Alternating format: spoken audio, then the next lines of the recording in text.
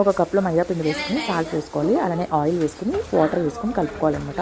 మైదా పిండి ఎలా అంటే చపాతీ పిండి కలుపుకున్నట్టు కలుపుకోవాలి. అలా మరీ గట్టిగా కాదు, సాఫ్ట్గా ఉండాలి. సో ఈ మిశ్రమాన్ని ఇలా కలుపుకున్న తర్వాత దీని మీద మళ్ళీ ఆయిల్ వేసుకుని మూత పెట్టుకుని పక్కన పెట్టేసుకుందాం. ఇప్పుడు శనగపప్పు తీసుకుందాం. ఒక కప్పు దీన్ని శుభ్రంగా కడుక్కుని అందులో 2 గ్లాసుల వాటర్ వేసుకుని ఉడికించుకుందాం.